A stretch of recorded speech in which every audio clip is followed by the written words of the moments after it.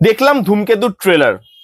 সবার মতো আমারও আশা ছিল এই ট্রেলারটা থেকে, কিন্তু ট্রেলারটা এরকম হবে সেটা আশা করিনি। কেন আমি এই কথাটা বলছি সেটা আমি পরে আসছি। ট্রেলারটা নিয়ে আমি একটু পরে কথা বলছি। তার আগে এই যে ট্রেলার লঞ্চ ইভেন্টটা হলো এতক্ষণ ধরে, সেটা নিয়ে আমি কিছু বলবো, আপনাদেরকে কিছু জিনিস শেয়ার করতে চাই আপনাদের সঙ্গে। সেটা হচ্ছে, দেখুন, যখন এই ট্রেলার লঞ্চ ইভেন্টটা শুরু হলো, যখন নাচ গান হচ্ছিল, কেউ আসেনি, তখন কাস্ট ক্রু কেউ আসেনি, তখন না সিরিয়াসলি বলছি, আমার এই ইভেন্টটা দেখতে যে খুব একটা ইন্টারেস্টিং লাগছিল সেটা কিন্তু নয়। কারণ হোস্ট যে হোস্টিং করছিল সে এমন ভাবে জিনিসটাকে করছিল, এমন জিনিসপত্র হচ্ছিল যেটা আমার খুব একটা ভালো লাগছিল না দেখতে। তারপরে কৌশিক দা এলো, অনুপম দা এলো, বাকিরা এলো, এবং ফাইনালি দেবদা শুভশ্রীদি এলো, এবং যেখানে ট্রেলার লঞ্চ ইভেন্টটা এইখানে ছিল সেটা এখানে চলে গেল।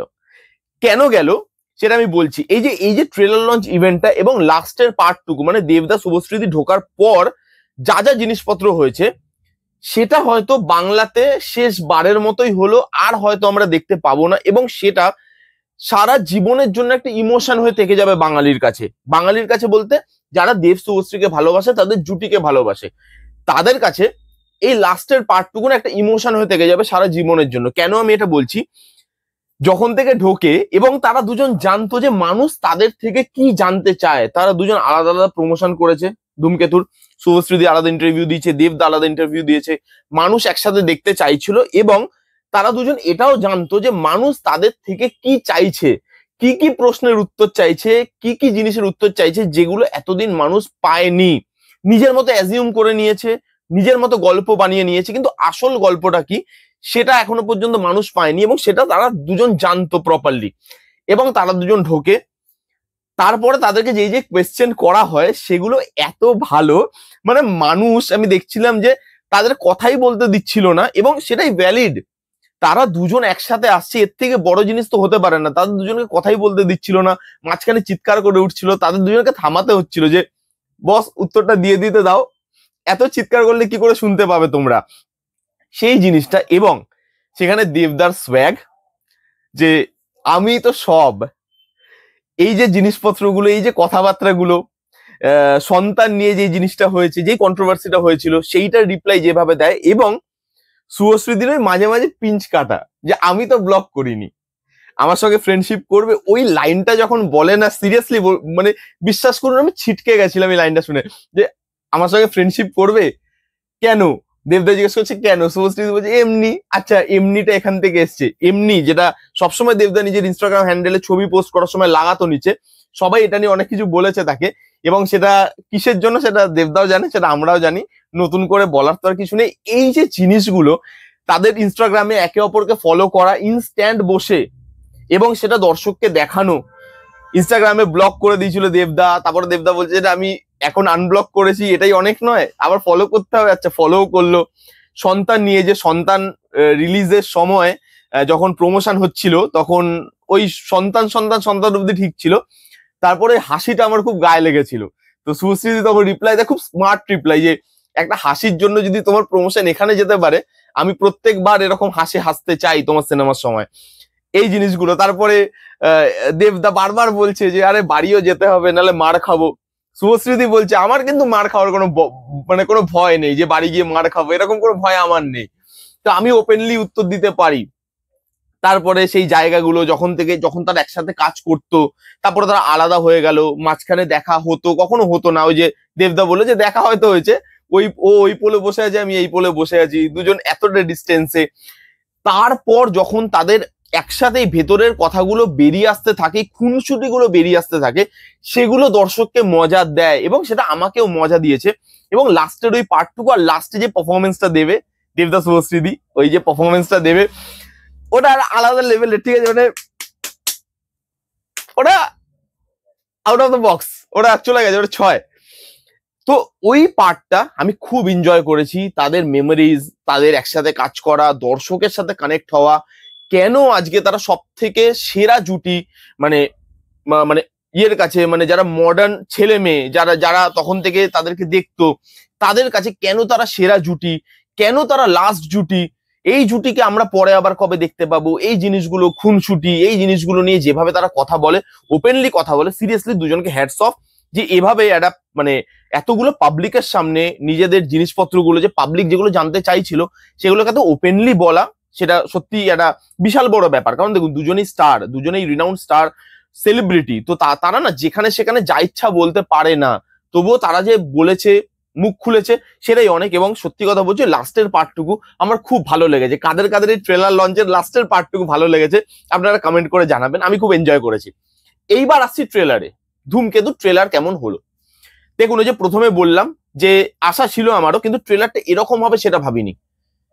এবং ট্রেলারটাকে যদি আমি এক কথায় ডেসক্রাইব করি, সেটা হচ্ছে, এবং ইচ্ছা করে আমি আজকে এই টি শার্টটা পরেছি যাতে এই লেখাটা দেখাতে পারি, ডেসক্রাইব করতে পারি, সিরিয়াসলি আউটস্ট্যান্ডিং ট্রেলার। এবং সত্যি কথা বলতে কি জানেন তো, যে এখন ধরুন এই সিনেমাটা ইমোশন হয়ে গেছে মানুষের। এত বছর তারা গ্যাপ দিয়ে দিয়েছে, তারা দুজন একসাথে এখন কোথাও আসে না, কোথাও সিনেমা করার আর কোনো চান্স নেই, অনেক বছর আগে শুট করা।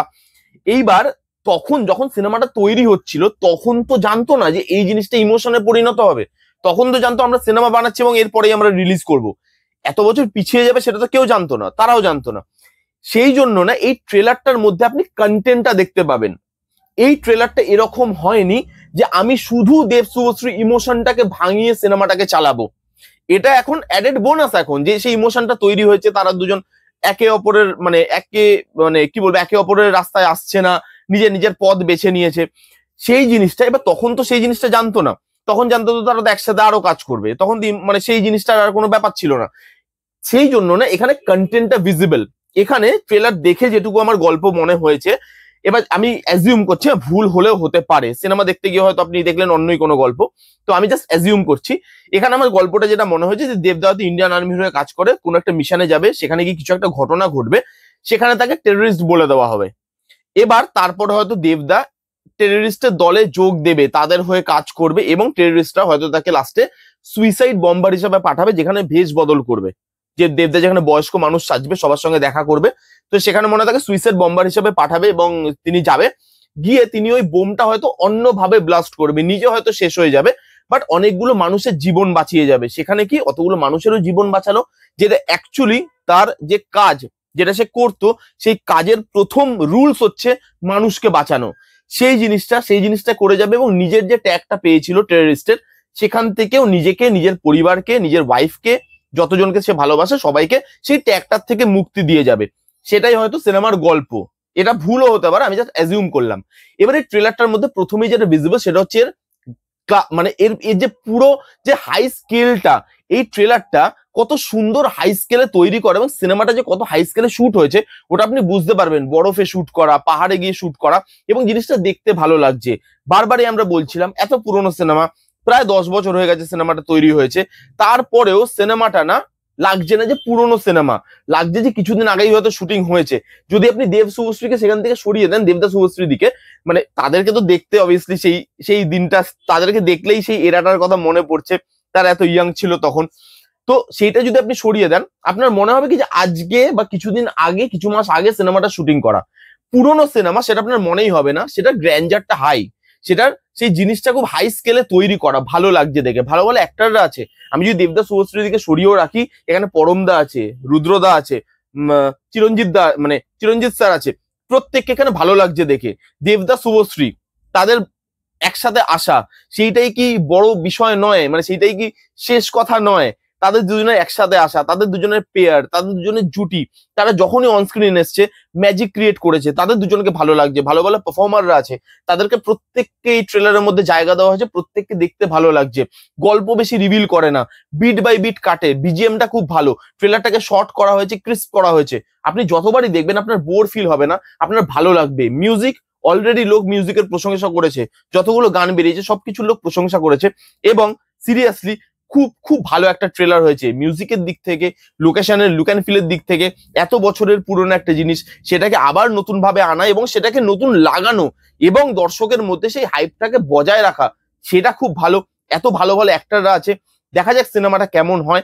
এবং সিনেমাটার মধ্যে কন্টেন্টটা ভিজিবল, যেটা আমি বললাম, যে এই সিনেমাটা যখন তৈরি হয়েছিল তখন তো জানতো না যে এটা একটা এরকম ধরনের ইমোশন তৈরি করবে। সেই হিসাবে তখন কন্টেন্ট দিয়েই কিন্তু সিনেমাটাকে বিচার করা হয়েছিল, এবং সেই জন্য আপনি শুধু ইমোশনটা দেখতে পাবেন না, তাদের ইমোশন তো আছেই, সেটা দর্শকের জন্য ওয়ার্কও করবে, কিন্তু কন্টেন্টটাও আছে, সেই জিনিসটা দেখতে ভালো লাগছে। এবং ফাইনালি কৌশিক গাঙ্গুলির ছবি, এবং তার ছবি নিয়ে আলাদা করে কিছু বলার নেই মাস্টার। এবং যখনই তিনি ছবি বানিয়েছেন, নতুন কিছু প্রোভাইড করার চেষ্টা করেছেন, আলাদা কিছু দেওয়ার চেষ্টা করেছেন, লোকের দৃষ্টিভঙ্গি বদলানোর চেষ্টা করেছেন, এবং সেই জিনিসটা আমরা এই সিনেমাতেও হয়তো দেখতে পাবো। দেখা যাক আলটিমেটলি 14 তারিখ সিনেমাটা কেমন হয়। দেখুন, কিছু জিনিস আছে না, কিছু প্রোডাক্ট বা কিছু কন্টেন্ট আসে যেগুলো একটুখানি দেখলেই আপনি বুঝতে পারবেন হাড়ির একটা চাল টিপলে বোঝা যায় ভাত হয়েছে কিনা। তো এইটারও একটা চাল টিপে বোঝা গেছে, টিজার লেভেল থেকে, গানের লেভেল থেকে, এবং ফাইনালি ট্রেলারের লেভেলে একটা চাল টিপে বোঝা গেছে যে ভাত হয়েছে কি হয়নি। এবং ভাত যে হয়েছে সুসিদ্ধ, লোকের পাতে ভাত পরিবেশন করার জন্য তৈরি, সেটা কিন্তু আপনি বুঝতে পারবেন।